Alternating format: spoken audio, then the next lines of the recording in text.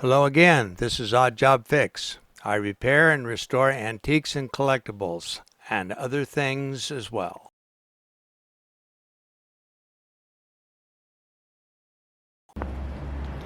This is a window sash, and it has typical dry rot down on the corner here, as you can see.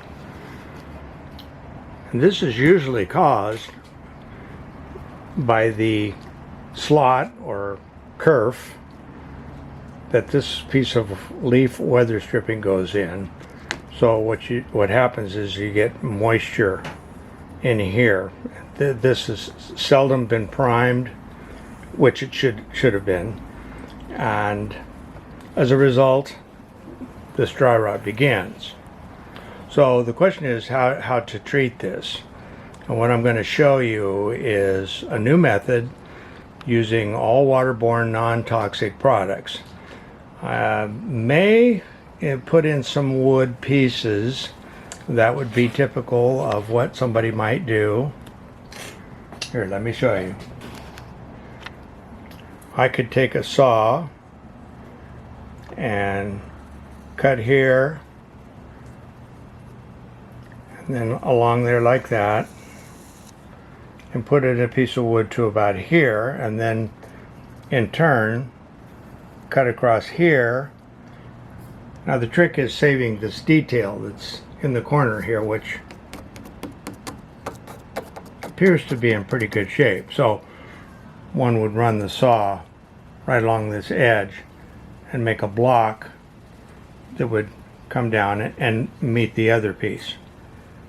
Alright, well, there's a flaw in that, because all we're doing is replacing some of this soft wood with some new wood, and we're not actually treating the cause of why this is the way it is today.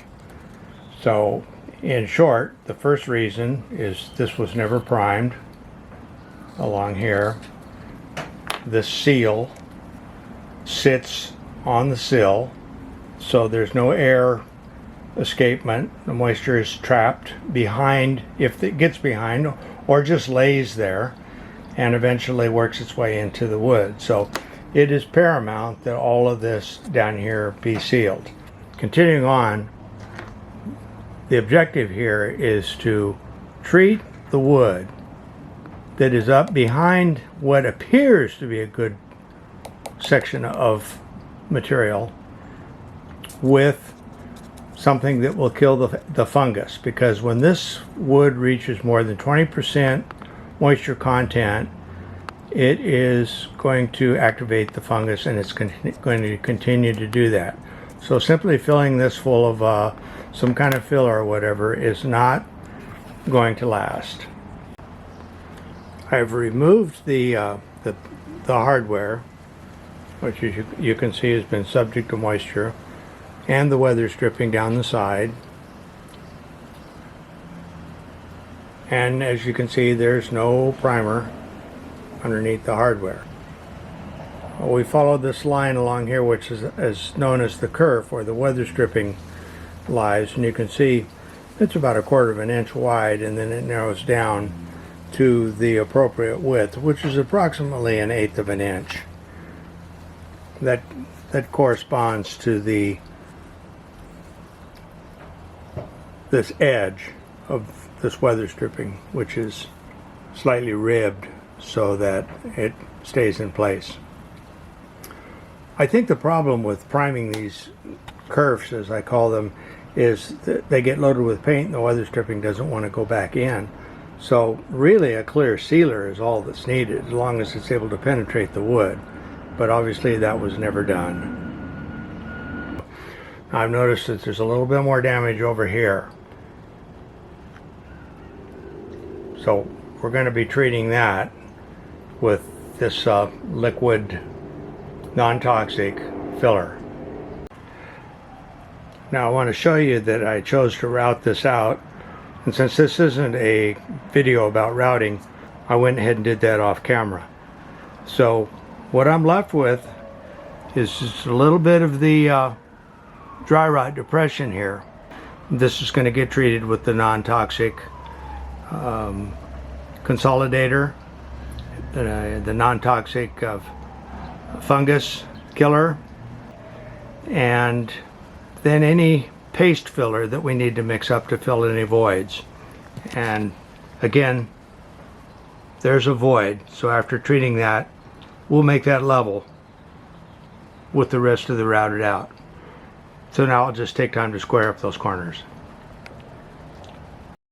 When I received this window, it still had 33% moisture. Oh, one more thing. I wanted to mention that the thickness that I routed corresponded to exactly where this rabbet ended. So I'll be making a piece that is from there to there, and that's consistent over to this side. And then I'll be able to run that kerf right out here to the corner. And that was the reason I made the decision that I made, because freehanding a corner with three edges, this edge, and the vertical edge, would have been difficult. We could have built a form and could have poured this in there like a casting, but this is a little bit of a large repair for a simple poured in repair. We'll do one of those soon. What I'm doing here is I'm applying a boric sulfate solution. It's just a boric salts, and in low concentration boric acid is eyewash. That's like 1%, but it's harmless to pets and to humans unless you actually drink it. So it's perfectly safe to put inside of a wood product like this. And it's typically sprayed on new construction framing in areas that are prone to termites like Hawaii. Boric sulfates don't disappear unless they're washed off. But if they're applied to the wood and they're allowed to be absorbed into the wood fibers and then covered over, it will be there for the life of the wood. Now, I've moved on. What I'm doing here is I'm using a liquid. It's an acrylic polymer. In this product line, it's known as Liquid L. And I'm using this as a wood consolidant. Now, a wood consolidant is a wood hardener. The wood that I'm brushing this on is soft. It's been damaged. I have removed most of the really bad wood, and I've squared it off so that I can add some fresh wood pieces. But this is the glue in this particular system. There's no other glue that you can use. It has to be this. And you'll see later on, this is the same exact thing that I mix with the powder in order to make the cream or the paste, whatever consistency you want. So this will dry, and it won't get cured, but we'll be able to move on. And that's the beauty of this system. The wood was wet, as I indicated, and I'm using a waterborne product over some moist wood, and the final application would be to adhere the new wood with the paste, all in the same system, and all while the wood is a little too damp to be worked with your conventional glue up system. So now we're back on this little corner here that I showed you earlier, and what I'm about to do is take some of the liquid L, and I'm going to scoop out just a little bit of powder known as W, and we're going to mix this into a pourable consistency. I've already treated the void with the liquid L, so I'm just going to gently fill this up. The tongue depressor you see there is to preserve some of the saw kerf that is down the side of the window. I'm going to have to make a new saw kerf there where I'm going to go ahead and fill it up. But this is pretty workable stuff, and that is until it gets cured, and then it's pretty tough. So that's all you need to do something like that. And then it's in what they call a beta stage, which lasts a few hours, and it can just use a Surform or a file or sandpaper and square it up. So here we go. We've got some more of the L and the W, and this is mixed up into a pourable consistency. Now remember, I have already consolidated the wood, and I've treated it with the boric sulfate salts. And so I'm just going to level this area out I don't really have to, but I don't want to leave a cavity in here. I want the wood to marry up to something that has backing all the way around. So in this consistency, it's almost a self-leveling compound. But if you make it stiffer, you can tool it, make a ridge, whatever you want to do. Earlier I'd mentioned I didn't want to try to build the whole corner out of this. It would work, but I think a little bit of wood integrated into this is a better way to go.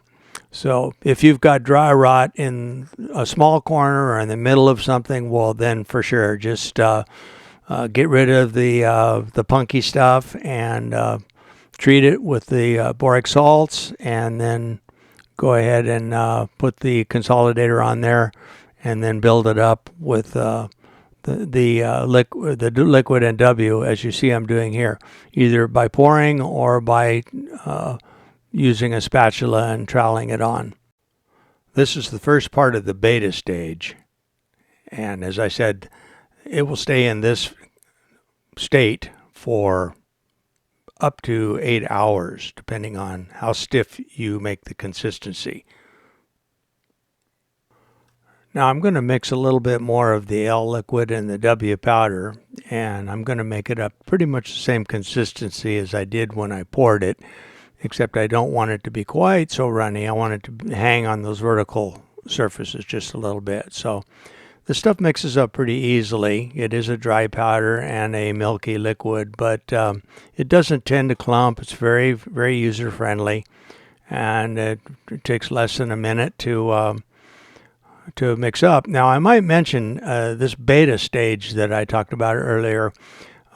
This will get hard depending on the consistency that you mix, in anywhere from 5 to 10 minutes. When I say hard, I mean it's ready to be filed or use the Sureform cheese grater on it.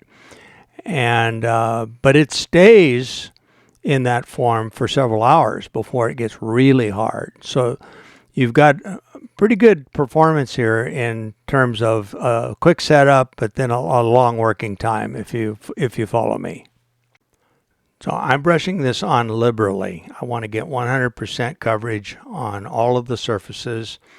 And I need to mention that this stuff sticks to everything. The rubber pad on the clamp would be very attracted to this, and I've got some packing tape on the face of that. Seems to be one of the few things that this does not stick to, a Scotch tape type of thing, the clear packing tape.